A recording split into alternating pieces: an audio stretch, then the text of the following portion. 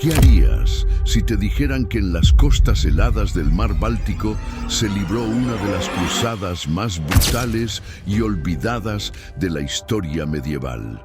Una guerra que duró más de 3 siglos, donde monjes guerreros alemanes conquistaron pueblos enteros, borraron culturas milenarias y crearon un imperio que cambiaría para siempre el mapa de Europa del Este. Imagina por un momento el año 1180, mientras en Jerusalén los cruzados luchaban contra Saladino y en París se construían las primeras catedrales góticas. En las costas del mar Báltico existía un mundo completamente diferente. Aquí, entre bosques tan densos que el sol apenas tocaba el suelo y pantanos traicioneros que se extendían hasta el horizonte, vivían pueblos que Europa consideraba salvajes: los livonios, los latgalios, los estonios y los semigalios. Eran los últimos paganos de Europa, adoradores de antiguos dioses que habitaban en cada árbol, cada río, cada trueno que cruzaba el cielo. Para estos pueblos, la naturaleza no era algo que conquistar, sino algo sagrado con lo que convivir. Percunas, el dios del trueno, rugía desde las nubes cuando los guerreros partían a la batalla. Saule, la diosa del sol, bendecía sus cosechas. Menes, el dios de la luna, guiaba a los cazadores en las noches más oscuras. Sus sacerdotes, llamados cribis, oficiaban ceremonias en bosques sagrados, donde se sacrificaban caballos blancos y se bebía hidromiel fermentado en cuernos de aurochs. No tenían templos de piedra como los cristianos, porque para ellos toda la naturaleza era un templo. La sociedad báltica se organizaba en clanes familiares liderados por nobles guerreros. Sus fortalezas, llamadas Pilskalni, se alzaban en colinas estratégicas, construidas completamente en madera y tierra. Los hombres libres cultivaban centeno y avena, criaban cerdos en los bosques de robles y comerciaban ámbar, el oro del Báltico, con mercaderes que venían de tierras lejanas. Las mujeres gozaban de un estatus relativamente alto. Podían heredar propiedades, divorciarse e incluso servir como sacerdotisas. Era un mundo donde la palabra de un hombre valía tanto como su capacidad para blandir una espada, y donde los conflictos se resolvían en asambleas tribales bajo robles centenarios. Pero este equilibrio ancestral comenzó a tambalearse cuando los primeros mercaderes alemanes llegaron por el río Daugava. Venían de Gotland y Lübeck, atraídos por el ámbar, las pieles de castor y la cera de abeja. Con ellos llegaron también los primeros misioneros, monjes agustinos y cistercienses que predicaban sobre un Dios único y crucificado. Para los paganos, esto era incomprensible. ¿Cómo podía un solo Dios gobernar el trueno, el viento, los bosques y los ríos? ¿Y por qué adorar a alguien que había muerto en una cruz? Las primeras conversiones fueron escasas y superficiales. Algunos jefes tribales aceptaron el bautismo por conveniencia política, pero en secreto seguían ofreciendo sacrificios a sus dioses ancestrales. Los misionarios escribían cartas desesperadas a Roma, describiendo un pueblo obstinadamente pagano que se resistía a la verdadera fe. Sin embargo, lo que estos monjes no entendían era que para los bálticos abandonar a sus dioses significaba traicionar a sus antepasados, romper con su identidad más profunda. Era pedir a un río que dejara de fluir hacia el mar. Roma, año 1198. El Papa Inocencio III, uno de los pontífices más poderosos de la historia medieval, contemplaba un mapa de Europa desde su palacio en el Vaticano. Las cruzadas en Tierra Santa habían perdido Jerusalén ante Saladino. Los cátaros heréticos se extendían por el sur de Francia y ahora llegaban noticias alarmantes del norte. Los pueblos bálticos no solo rechazaban el cristianismo, sino que atacaban y asesinaban a los misioneros. Para el Papa, esto era intolerable. Si no podía recuperar Jerusalén, al menos podría conquistar nuevas almas para Cristo en el frío norte. En una decisión que cambiaría la historia de Europa del Este, Inocencio III equiparó la conversión de los paganos bálticos con la lucha contra los musulmanes en Tierra Santa. Esto significaba que quienes lucharan en el Báltico recibirían las mismas indulgencias plenarias que los cruzados de Jerusalén, perdón completo de sus pecados y garantía del paraíso si morían en batalla. Era una oportunidad dorada para la nobleza alemana, que veía en estas tierras vírgenes la posibilidad de obtener nuevos territorios, siervos y riquezas. Entre los hombres que respondieron a este llamado se encontraba Alberto de Buxhoeveden, un clérigo alemán ambicioso y visionario de la familia Buxhoeveden. Nombrado obispo de Livonia en 1199, Alberto no era un simple religioso. Era un político astuto, un militar competente y, sobre todo, un soñador que imaginaba un reino cristiano alemán en las costas del Báltico.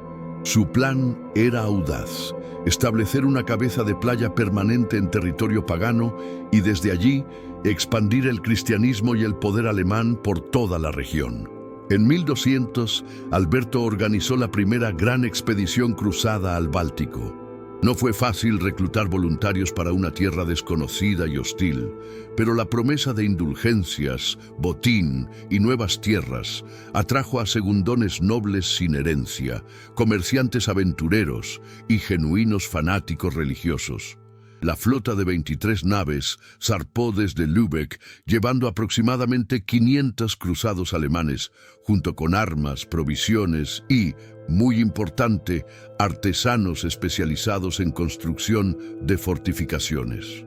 Cuando los barcos alemanes remontaron el río Daugava en 1201, los paganos se enfrentaron a algo que nunca habían visto: una fuerza militar organizada, disciplinada y fanáticamente determinada. Alberto eligió estratégicamente la ubicación para su fortaleza, donde el río Ritzen desemboca en el Daugava, un punto que controlaba las rutas comerciales fluviales. Allí fundó Riga, que se convertiría en la capital de la Livonia cristiana. Pero los paganos no se quedaron de brazos cruzados. Dirigidos por el cacique Livonio Aco, atacaron ferozmente a los invasores, utilizando tácticas de guerrilla en los bosques que conocían como la palma de su mano. El año 1202 marcó un punto de inflexión en la historia de las cruzadas bálticas. Alberto se dio cuenta de que las expediciones estacionales de cruzados no eran suficientes para conquistar y mantener territorio pagano. Necesitaba una fuerza permanente, un ejército que no regresara a casa después de cumplir sus votos cruzados. Inspirándose en los exitosos templarios y hospitalarios de Tierra Santa, decidió crear su propia orden militar. Así nacieron los Fratres Militiae Christi de Livonia, conocidos popularmente como los Hermanos Livonios de la Espada. La creación de esta orden fue un acto de genialidad política y militar. Los Hermanos de la Espada combinaban los votos monásticos tradicionales, pobreza, castidad y obediencia, con un cuarto voto específico: luchar hasta la muerte contra los paganos bálticos. No eran simples soldados ni simples monjes, eran una nueva clase de guerreros sagrados, específicamente adaptados a las condiciones únicas del teatro báltico. Su hábito distintivo era una capa blanca con una espada roja cruzada por una cruz del mismo color, simbolizando que su espada estaba consagrada a Cristo. El primer maestro de la orden fue Gweno, un caballero experimentado del norte de Alemania que había participado en las cruzadas anteriores de Alberto. Bajo su liderazgo, la orden estableció reglas estrictas basadas en la regla de San Agustín, pero adaptadas a la realidad militar. Los hermanos comían en silencio mientras escuchaban lecturas bíblicas, pero también pasaban horas entrenando con espadas y lanzas. Rezaban maitines al amanecer, pero luego marchaban a quemar aldeas paganas. era una síntesis única de misticismo cristiano y pragmatismo militar brutal. El reclutamiento inicial fue selectivo pero efectivo. Alberto y Bueno buscaban hombres que combinaran fervor religioso genuino con habilidades militares probadas. Muchos procedían de la pequeña nobleza alemana del norte, segundones sin herencia que veían en la orden una oportunidad de obtener tierras y gloria eterna. Otros eran veteranos de cruzadas anteriores, hombres endurecidos por la guerra que habían desarrollado un odio fanático hacia todo lo no cristiano. La orden también atraía a algunos conversos paganos, exguerreros bálticos que habían abrazado el cristianismo y querían demostrar su nueva fe luchando contra sus antiguos hermanos. Los primeros años fueron brutalmente difíciles. Los hermanos construyeron sus primeras fortalezas con madera local, adaptándose a un clima que podía matar a un hombre desprevenido en una sola noche de invierno. Aprendieron a luchar en terrenos pantanosos donde los caballos se hundían hasta las rodillas, a navegar por ríos helados y a distinguir entre las tribus paganas que podían ser aliados potenciales y aquellas que debían ser eliminadas completamente. Cada batalla era una lección de supervivencia, cada victoria un pequeño milagro. Pero con cada año que pasaba, la orden crecía en número, experiencia y, más importante, en territorio controlado. La primera gran prueba de los hermanos de la espada llegó en 1206, cuando los livonios, liderados por el carismático Aco, se rebelaron contra el dominio cristiano. Aco había sido bautizado años atrás, pero en secreto seguía adorando a los antiguos dioses y había estado organizando una confederación tribal para expulsar a los alemanes del río Daugava.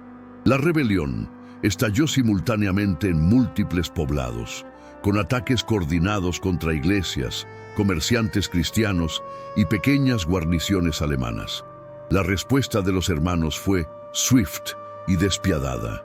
Bajo el lideraje del maestro Bueno, organizaron una campaña que combinaba la disciplina militar europea con tácticas adaptadas al terreno báltico. Utilizaron barcos para moverse rápidamente por los ríos, establecieron alianzas con tribus paganas enemigas de los livonios y aplicaron una política de terror calculado.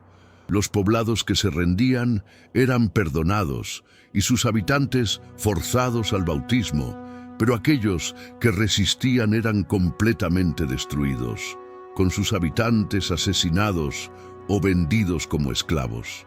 La batalla decisiva tuvo lugar en las colinas cerca de la actual Sigulda. Aco había reunido aproximadamente 3.000 guerreros livonios, una fuerza impresionante para los estándares bálticos, armados con lanzas, hachas y escudos de madera reforzados con metal. Los hermanos contaban con apenas 40 caballeros montados, pero también con 200 infantes alemanes y, crucialmente, 500 auxiliares letones recién convertidos que conocían el terreno y las tácticas enemigas. El combate comenzó al amanecer con una carga de caballería que rompió las primeras líneas livonias. Pero Aco había aprendido de enfrentamientos anteriores y había preparado trampas, pozos ocultos con estacas afiladas que mataron varios caballos y emboscadas en los flancos que causaron bajas significativas a los alemanes. Durante horas, la batalla osciló sin un claro vencedor. Fue solo cuando los auxiliares letones rodearon la retaguardia livonia que la balanza se inclinó definitivamente. Aco cayó luchando, atravesado por 3 lanzas, gritando el nombre de Percunas hasta su último aliento. La victoria de 1206 estableció el patrón para las conquistas posteriores. Los hermanos habían demostrado que podían no solo sobrevivir en territorio pagano, sino dominarlo completamente. La muerte de Aco privó a los livonios de su liderazgo más efectivo, y las tribus supervivientes comenzaron a enviar emisarios ofreciendo sumisión. Para 1210, La mayoría de los caciques livonios habían aceptado el bautismo y pagaban tributos regulares en grano, pieles y servicio militar. Más importante aún, comenzaron a proporcionar auxiliares nativos que conocían el idioma, las costumbres y el terreno de otras tribus paganas. Con Livonia parcialmente pacificada, los hermanos de la espada dirigieron sus ambiciones hacia el norte, hacia Estonia, una federación de tribus que había observado con creciente alarma el destino de sus vecinos livonios. Los estonios eran guerreros formidables, acostumbrados a siglos de incursiones vikingas y conflictos tribales. Su líder más prominente era Lembitu de Lejola, un élder carismático que había logrado lo que pocos líderes bálticos conseguían: unir múltiples clanes bajo un solo estandarte de guerra. Lembitu no era simplemente un guerrero, era un visionario político que comprendía la amenaza existencial que representaban los cruzados alemanes. Había enviado espías a Livonia y había escuchado los relatos de refugiados sobre la destrucción de los bosques sagrados, la prohibición de los rituales ancestrales y la imposición del trabajo forzado para construir iglesias cristianas.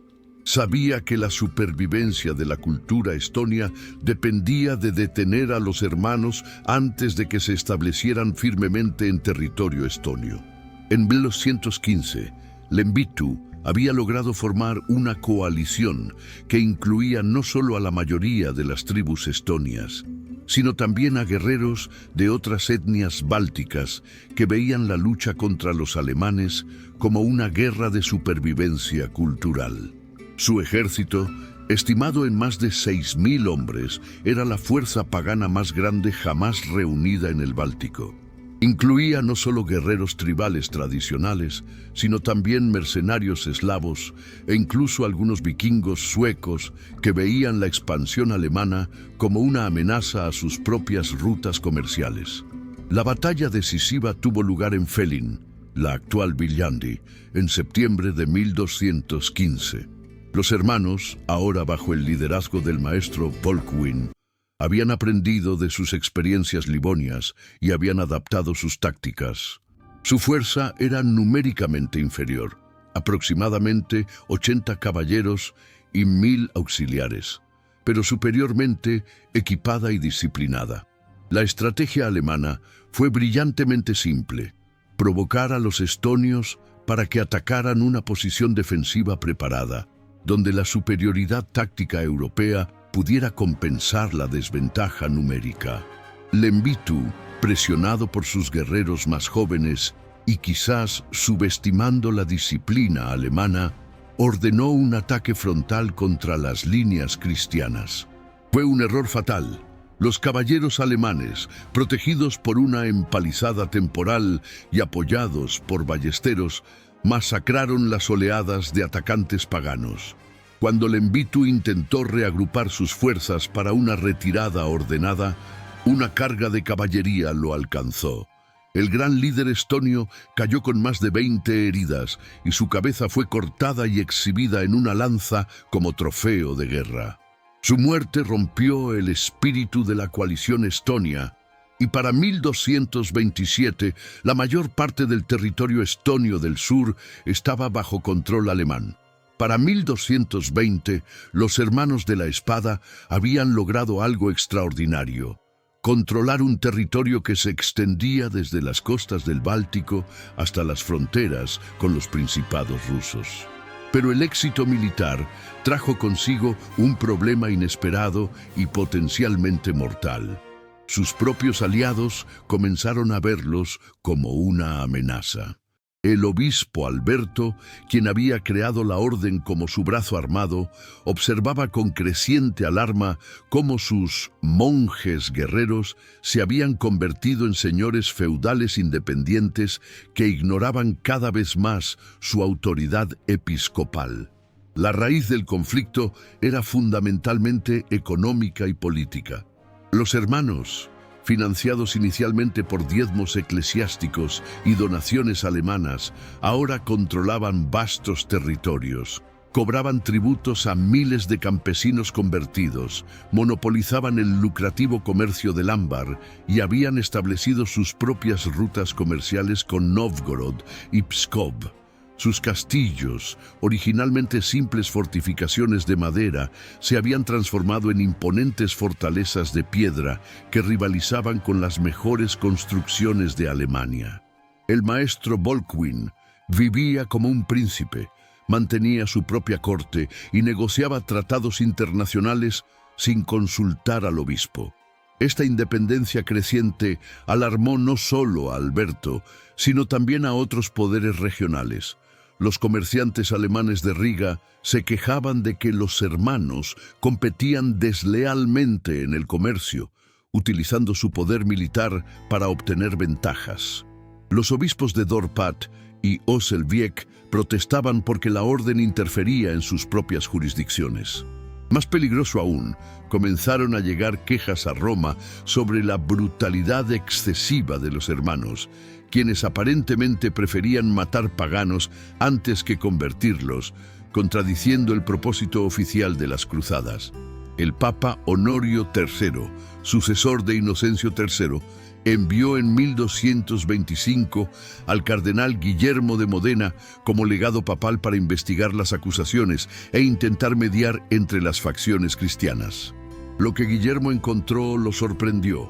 Los hermanos habían creado efectivamente un estado militar independiente que utilizaba la retórica religiosa para justificar lo que era esencialmente una conquista territorial sin límites. En sus cartas a Roma, Guillermo describía una orden que había perdido su rumbo espiritual y se había convertido en lobos rapaces vestidos de corderos. Las tensiones explotaron en 1226, cuando Alberto intentó reclamar directamente varios castillos que consideraba propiedad episcopal. Volkwin respondió movilizando a sus caballeros y amenazando con la guerra civil. Solo la intervención del legado papal evitó un conflicto armado entre cristianos, pero el acuerdo alcanzado fue un compromiso frágil que satisfizo a nadie. Los hermanos conservaron la mayoría de sus territorios, pero debían reconocer formalmente la autoridad episcopal y compartir ciertos ingresos con la Iglesia. Era una paz tensa que ocultaba rencores profundos y que debilitaba la unidad cristiana en el momento más crítico, cuando nuevas amenazas se acumulaban en las fronteras. Mientras los cristianos peleaban entre sí, las tribus paganas del sur observaban y planeaban. Los semigalios y curonios, que habían sido testigos de la destrucción de sus vecinos del norte, comprendían que su supervivencia dependía de actuar antes de que los hermanos consolidaran completamente sus conquistas. Estos pueblos tenían ventajas significativas. Conocían íntimamente el terreno pantanoso de sus tierras ancestrales. Habían desarrollado tácticas de guerrilla específicamente para enfrentar a la caballería pesada y contaban con un líder excepcional llamado Biestars. Biestars era todo lo que Lembitu había sido y más. Un estratega brillante, un diplomático astuto y un guerrero carismático que había logrado unificar no solo a los semigalios, sino también forjar alianzas con tribus lituanas e incluso con algunos principados rusos que veían la expansión alemana como una amenaza común. Su estrategia era sofisticada: evitar batallas campales donde la superioridad técnica alemana era decisiva y, en su lugar, aplicar una guerra de desgaste que aprovechara el conocimiento local del terreno y el clima. En 1228, los hermanos lanzaron su primera gran ofensiva contra territorio semigalio, dirigiendo sus fuerzas hacia la fortaleza de Dobele, un centro ceremonial pagano construido en una colina fortificada que controlaba una importante ruta comercial. El asedio duró 3 meses y demostró que los paganos habían aprendido mucho de las derrotas anteriores. Habían desarrollado defensas en profundidad con múltiples anillos de empalizadas, trampas ocultas en los accesos y un sistema de túneles que permitía ataques sorpresa contra los sitiadores. La guerra en territorio semigalio fue diferente a todo lo que los hermanos habían experimentado antes. Viestarts aplicaba tácticas que alternaban entre la diplomacia y la violencia extrema. Podía negociar una tregua por la mañana, aparentar conversiones masivas al cristianismo y por la noche liderar ataques devastadores contra campamentos alemanes desprevenidos. Sus guerreros habían desarrollado técnicas específicas para luchar en pantanos. Utilizaban esquís de madera en invierno, botes de piel en verano y conocían senderos secretos que les permitían aparecer y desaparecer como fantasmas. La victoria alemana en Dobele en 1230 fue pírrica. Aunque capturaron la fortaleza y forzaron la conversión nominal de varios caciques semigalios, el costo fue enorme. Más de 20 caballeros muertos, cientos de auxiliares perdidos y un territorio conquistado que requería guarniciones constantes para evitar rebeliones. Más importante aún, Viestarts había escapado con la mayoría de sus fuerzas intactas y había establecido nuevas bases en los pantanos profundos, desde donde continuaría hostigando a los invasores durante años. Los hermanos habían ganado batallas, pero estaban perdiendo la guerra de desgaste. El año 1236 comenzó con augurios ominosos que los hermanos de la espada, cegados por décadas de victorias, no supieron interpretar. Un eclipse solar en primavera aterrorizó a los campesinos paganos recién convertidos, quienes lo interpretaron como una señal de que sus antiguos dioses regresaban para vengarse. Los sacerdotes paganos clandestinos, que nunca habían desaparecido completamente, comenzaron a predicar en secreto que el fin del dominio cristiano estaba cerca. Pero fue la arrogancia del maestro Volkwin lo que realmente selló el destino de la orden. Volkwin había recibido informes de inteligencia sobre una gran concentración de fuerzas paganas en la región fronteriza entre Semigalia y Samogitia. Los samogitianos, la tribu lituana más guerrera y orgullosa, se habían aliado con los semigalios de Viestarts para lanzar lo que planeaban como el golpe definitivo contra los invasores alemanes. Cualquier comandante prudente habría esperado refuerzos, consolidado posiciones defensivas o intentado dividir la alianza pagana mediante diplomacia. Pero Volkwin, embriagado por 30 años de éxitos militares, decidió atacar inmediatamente con las fuerzas disponibles. La expedición que partió de Riga en septiembre de 1236 era impresionante por los estándares de la orden. 50 hermanos de la espada completamente equipados, 200 sergeants alemanes, 300 auxiliares nativos y un contingente de cruzados estacionales que habían llegado recientemente de Alemania. Era una fuerza formidable, pero insuficiente para enfrentar las estimadas 5.000, 6.000 fuerzas paganas que se concentraban en la región. Más fatal aún, Volkwin había subestimado completamente la sofisticación de la estrategia enemiga. Viestarts y sus aliados samogitianos habían preparado cuidadosamente el campo de batalla. Eligieron una región pantanosa cerca del río Saule, donde el terreno favorable a la caballería pesada era limitado y donde habían preparado emboscadas en múltiples niveles. Su plan era brillante en su simplicidad: atraer a los alemanes a un terreno desfavorable, aparentar una retirada desordenada para que los persiguieran hacia los pantanos más profundos, y luego cerrar la trampa con ataques coordinados desde múltiples direcciones. La batalla del 22 de septiembre de 1236 comenzó al amanecer cuando los exploradores alemanes reportaron fuerzas paganas en retirada hacia el este. Volkwin, convencido de que había sorprendido al enemigo, ordenó una persecución inmediata.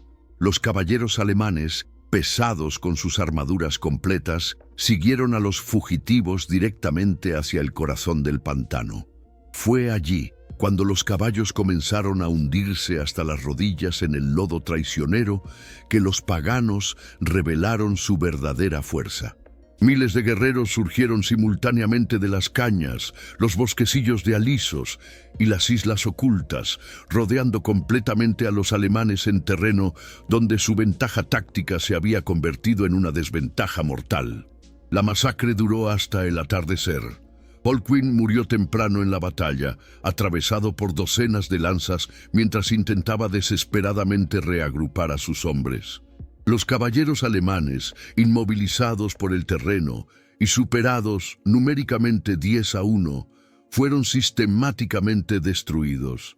Sus armaduras, que los habían protegido en tantas batallas anteriores, ahora los condenaban, demasiado pesadas para escapar, demasiado restrictivas para luchar efectivamente en combate cuerpo a cuerpo en el pantano.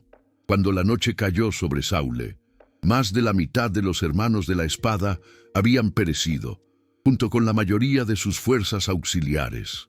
Era el final de una era. Las noticias del desastre de Saule llegaron a Roma como un rayo en cielo despejado.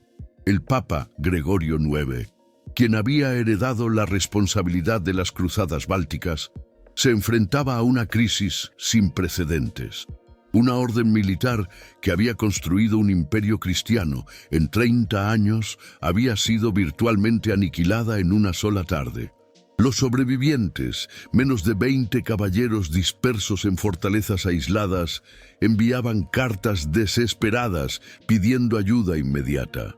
Sin refuerzos masivos, todo el proyecto de cristianización del Báltico colapsaría y décadas de sangre y tesoro se habrían perdido para siempre. La solución papal fue tanto pragmática como política. Los caballeros teutónicos, que habían estado conquistando Prusia desde 1226, eran la única orden militar con los recursos y la experiencia necesarios para salvar Livonia. Hermann von Salza, el gran maestro de los teutónicos, inicialmente fue reacio a aceptar la responsabilidad. Su orden ya estaba completamente comprometida en Prusia, enfrentando a tribus prusianas que eran tan feroces como cualquier pagano báltico. Pero el Papa le ofreció términos irresistibles, control completo sobre todos los territorios livonios, independencia administrativa total y el derecho a nombrar su propio maestro provincial. La fusión formal ocurrió en 1237, pero fue más una absorción que una unión de iguales. Los sobrevivientes hermanos de la espada debían jurar nuevos votos de lealtad a la regla teutónica, adoptar el manto blanco con cruz negra de la Orden Madre y aceptar la autoridad del Gran Maestro en Marienburg. Era una humillación para los orgullosos veteranos livonios, pero la alternativa era la extinción completa. El primer maestro de la nueva Orden Livonia fue Andreas von Felben, un veterano teutónico de las guerras prusianas que comprendía tanto la mentalidad de cruzada como las realidades políticas del Báltico. Von Felben enfrentaba un desafío monumenta: reconstruir el poder militar cristiano en una región donde los paganos, emboldened por Saule, se rebelaban en todas las fronteras. Su estrategia fue metódica y brutal. Primero, consolidó las fortalezas existentes, reforzándolas con contingentes teutónicos frescos de Prusia. Segundo, negoció treguas temporales con algunos líderes paganos para evitar luchar en múltiples frentes simultáneamente. Tercero y más importante, comenzó una campaña sistemática de terror calculado contra las poblaciones que habían apoyado la rebelión post-Saule. La nueva orden Livonia era diferente de sus predecesores de la espada. Los teutónicos aportaron no solo recursos militares, sino también una sofisticación administrativa que los hermanos originales nunca habían desarrollado. Establecieron un sistema de castillos-conventos que servían simultáneamente como bases militares, centros administrativos y núcleos de colonización alemana.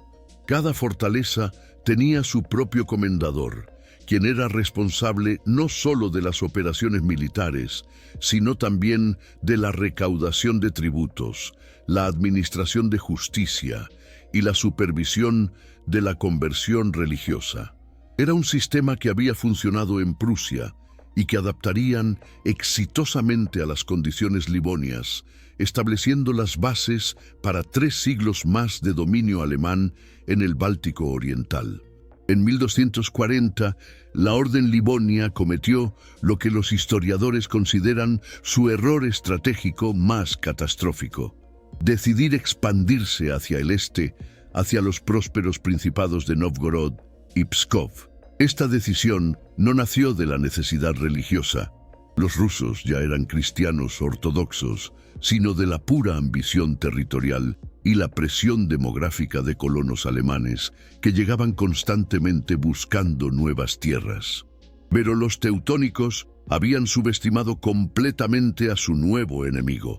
No se enfrentaban a tribus paganas desorganizadas, sino a principados cristianos con siglos de experiencia militar y un líder que se convertiría en leyenda: Alexander Yaroslavich, quien más tarde sería conocido como Nevsky por su victoria sobre los suecos en el río Neva. Tenía apenas 20 años cuando asumió el control de Novgorod en 1236, pero ya había demostrado ser un genio militar y político. A diferencia de muchos príncipes rusos que preferían las intrigas de corte, Alexander había pasado su juventud estudiando las tácticas occidentales, aprendiendo de mercaderes alemanes y, más importante aún, analizando cuidadosamente las fortalezas y debilidades de los caballeros cruzados que dominaban el Báltico. La invasión teutónica comenzó en 1240 con la captura de Pskov, facilitada por la traición de algunos boyardos locales que creían que el dominio alemán les traería beneficios comerciales. La ciudad cayó sin resistencia significativa y los ocupantes alemanes establecieron inmediatamente una administración que favorecía a los comerciantes germanos sobre los rusos nativos. Esta victoria fácil convenció al maestro Hermann von Buxhoeveden, sobrino del famoso obispo Alberto, de que la conquista de Novgorod sería igualmente simple. Era un error de cálculo que tendría consecuencias devastadoras. Alexander Nevsky pasó 2 años preparando meticulosamente su respuesta. No se limitó a reunir un ejército. Creó una coalición que incluía no solo las fuerzas de Novgorod, sino también auxiliares de Suzdal, Vladimir y, crucialmente, guerreros de las tribus ugrias que odiaban a los alemanes tanto como amaban el oro ruso. Su estrategia era elegante: fingir debilidad para atraer a los teutónicos hacia terreno favorable a las tácticas rusas y luego aplicar una combinación de movilidad superior y conocimiento local del clima para aniquilarlos. La oportunidad llegó en abril de 1242, cuando Hermann von Buxhoeveden lideró una fuerza de aproximadamente 400 caballeros alemanes y 600 auxiliares estonios hacia Novgorod, planeando un asalto directo que repetiría el éxito de Pskov. Pero Alexander había calculado perfectamente el momento. El lago Peipus, que separaba territorio alemán del ruso, estaba cubierto por una capa de hielo que parecía sólida, pero que él sabía que era traicioneramente delgada en ciertas áreas. Cuando los caballeros alemanes cruzaron el lago en formación de cuña, confiando en su superioridad táctica tradicional, Alexander los estaba esperando con 5.000 hombres desplegados en una formación que aprovechaba tanto el terreno como las debilidades específicas de la caballería pesada occidental. Mientras la Orden Livonia se recuperaba de su humillante derrota en el lago Peipus, una amenaza aún mayor crecía en el sur.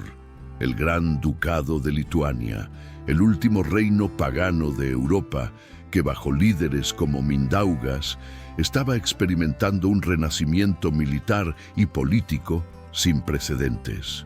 Los lituanos representaban todo lo que la cristiandad medieval temía: eran paganos orgullosos que no solo rechazaban la conversión, sino que activamente atacaban territorios cristianos, devastando iglesias y monasterios con una ferocidad que recordaba a las incursiones vikingas de siglos anteriores. Mindaugas, quien gobernaría Lituania desde 1236 hasta 1263, era un líder de una astucia política extraordinaria. Comprendía que la supervivencia lituana dependía no solo de la resistencia militar, sino de la manipulación inteligente de las divisiones entre sus enemigos cristianos. Su estrategia consistía en alternar entre la diplomacia engañosa y la guerra brutal. Podía negociar conversiones falsas al cristianismo para obtener treguas temporales y luego lanzar ataques devastadores cuando sus enemigos bajaban la guardia. En 1251, incluso se bautizó públicamente y fue coronado rey por autoridad papal, solo para renegar de su conversión 2 años después y reanudar las guerras paganas con renovada ferocidad. Las guerras lituano-livonias del siglo XIII fueron diferentes a cualquier conflicto anterior en la región. Los lituanos habían aprendido de las derrotas de otras tribus paganas y habían desarrollado tácticas específicamente diseñadas para neutralizar las ventajas de la caballería pesada occidental. Utilizaban formaciones densas de infantería armada con lanzas largas, similar a las falanges griegas que podían detener cargas de caballería frontales. Más innovador aún, habían adoptado el uso masivo de la caballería ligera, montando caballos pequeños, pero resistentes, que les permitían realizar ataques de golpe y fuga que desgastaban a los alemanes sin enfrentarse directamente a su fuerza principal. La batalla más devastadora de este período fue Durbe en 1260, donde una coalición lituana-samogitiana, bajo el liderazgo de Treniota, sobrino de Mindaugas, infligió una derrota catastrófica a las fuerzas combinadas de la Orden Livonia y los caballeros teutónicos de Prusia. La batalla demostró que los paganos habían desarrollado no solo tácticas superiores, sino también una coordinación estratégica que rivalizaba con cualquier ejército cristiano europeo. Más de 150 caballeros alemanes perecieron, incluyendo el maestro Burchard von Hornhusen, y la derrota desencadenó rebeliones masivas en territorio que los alemanes creían pacificado permanentemente. Lo que hacía particularmente peligrosos a los lituanos era su capacidad para mantener la presión militar constante durante décadas. Mientras otras tribus paganas habían sido derrotadas por la superior organización alemana, los lituanos habían creado su propio estado organizado que podía mantener ejércitos permanentes, construir fortalezas sofisticadas y desarrollar alianzas internacionales complejas. Para la Orden Livonia, esto significaba que la guerra lituana no era una serie de campañas con objetivos claros, sino un conflicto de desgaste interminable que drenaba recursos, hombres y moral sin ofrecer perspectivas realistas de victoria final. Para 1418, la Orden Livonia había evolucionado de una organización militar monástica a algo completamente diferente. El poder dominante en una confederación política compleja que incluía 5 bishoprics, múltiples ciudades autónomas como Riga y Reval, y vastos territorios rurales poblados por una mezcla de colonos alemanes, nobles convertidos del Báltico y campesinos nativos sometidos.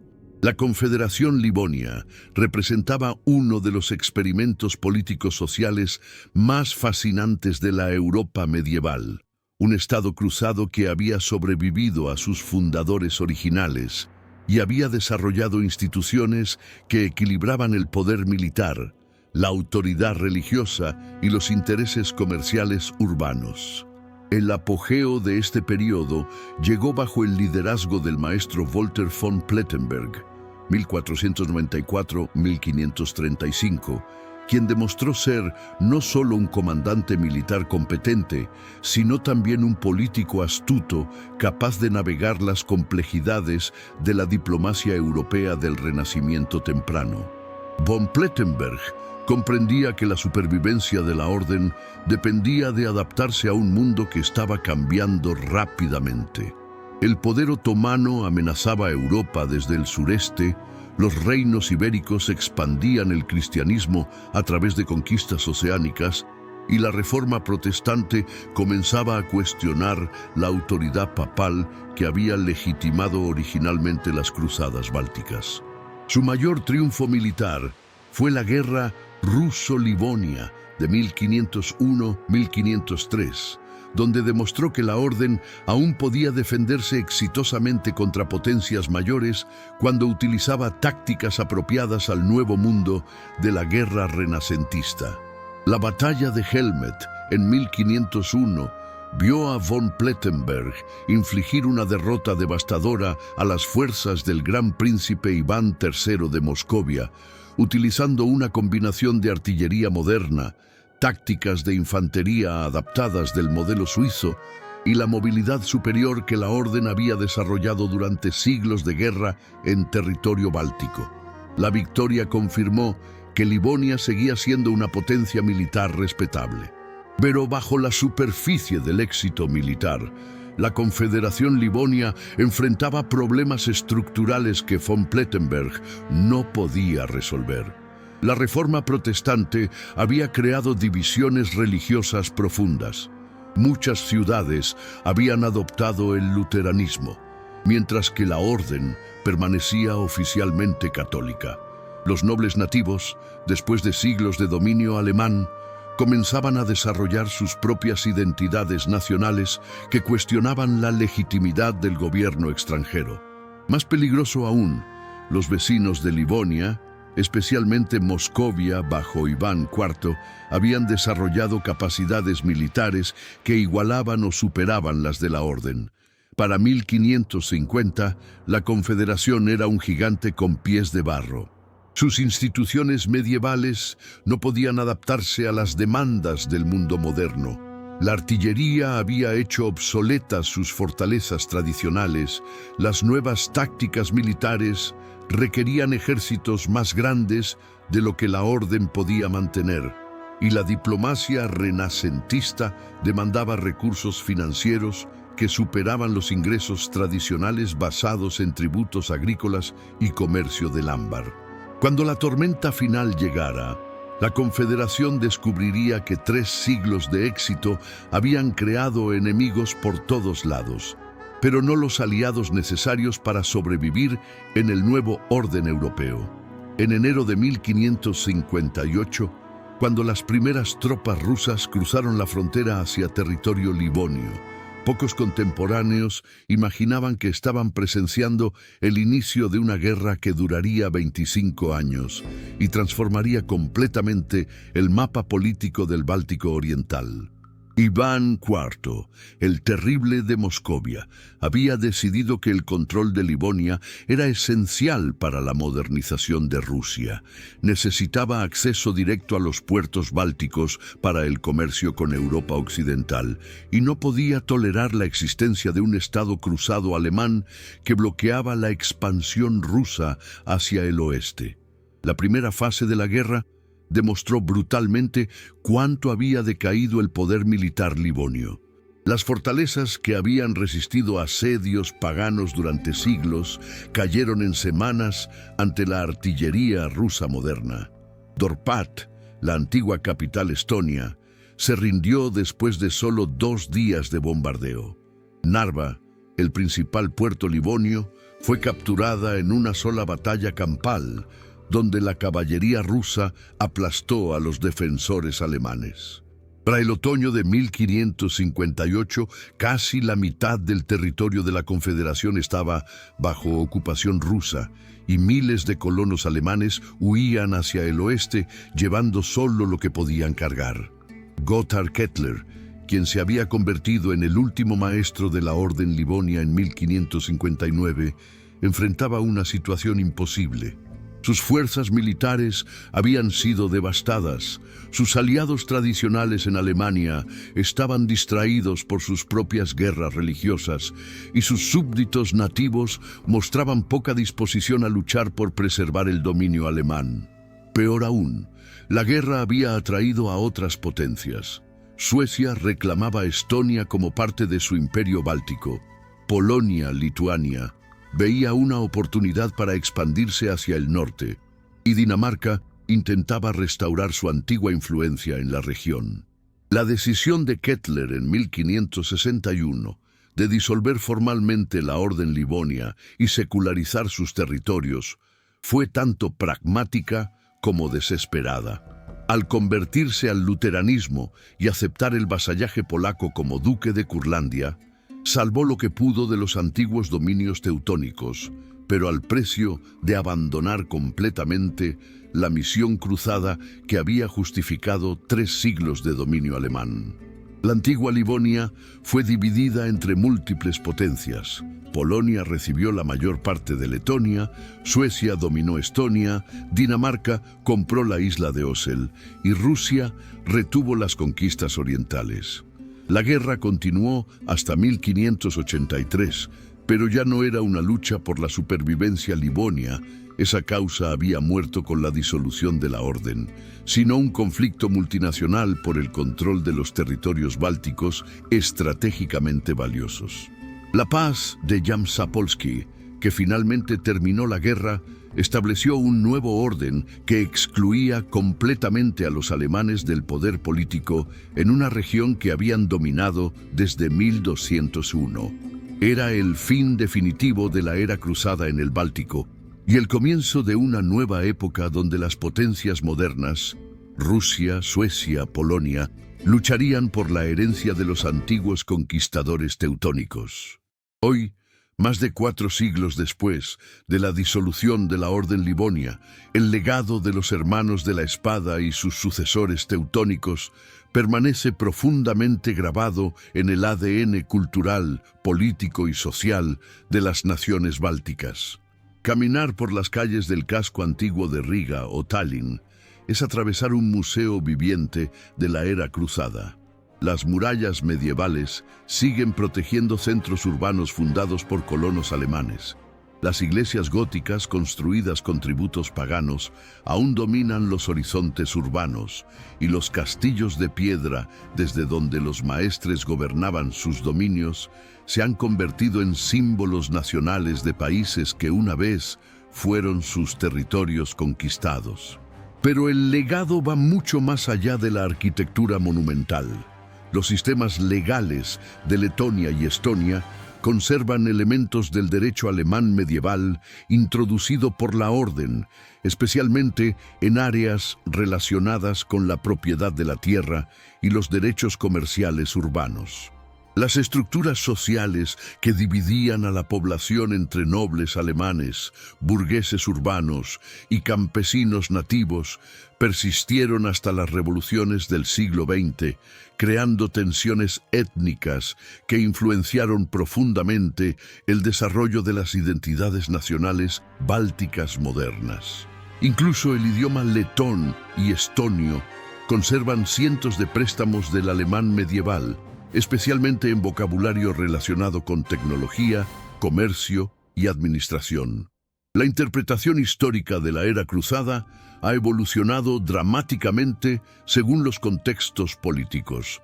Durante el período de independencia báltica, 1918-1940, los historiadores nacionales tendían a enfatizar la resistencia heroica de líderes como Lembitu y Biestarz, presentando las cruzadas como el primer capítulo en una larga lucha por la independencia nacional.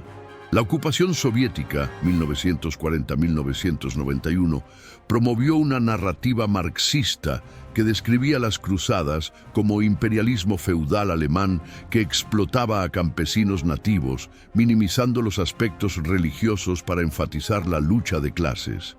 Desde la restauración de la independencia en 1991, una nueva generación de historiadores ha intentado desarrollar interpretaciones más matizadas que reconocen tanto los aspectos destructivos como constructivos del periodo cruzado. El turismo histórico moderno ha transformado las ruinas cruzadas en recursos económicos significativos. El castillo de Cesis, antigua sede de los maestres livonios, recibe decenas de miles de visitantes anuales interesados en festivales medievales que recrean la vida de la época cruzada. Riga promociona su casco antiguo como Patrimonio Mundial de la UNESCO, enfatizando su origen como fortaleza cruzada sin minimizar la resistencia pagana que enfrentó. Estonia ha desarrollado una ruta de castillos que conecta fortalezas teutónicas desde Tallinn hasta Narva, permitiendo a los turistas seguir literalmente los pasos de los antiguos cruzados. Quizás el aspecto más fascinante del legado moderno es cómo las sociedades bálticas han logrado integrar la herencia cruzada en narrativas nacionales que celebran tanto la resistencia como la adaptación. Los festivales medievales en Riga incluyen representaciones tanto de caballeros teutónicos como de guerreros letones, reconociendo que la historia nacional involucra múltiples tradiciones. Los museos de Tallinn presentan las cruzadas como un periodo traumático pero formativo que introdujo a Estonia en la familia europea. Es una síntesis notable que permite a las naciones bálticas modernas honrar a sus ancestros paganos mientras reconocen que su identidad europea actual se forjó, en parte, en las forjas de la conquista cruzada. La pregunta que permanece abierta es si futuras generaciones continuarán viendo este periodo como una síntesis enriquecedora o si los crecientes nacionalismos europeos revivirán interpretaciones más simplistas que enfaticen solo la resistencia o solo la integración europea.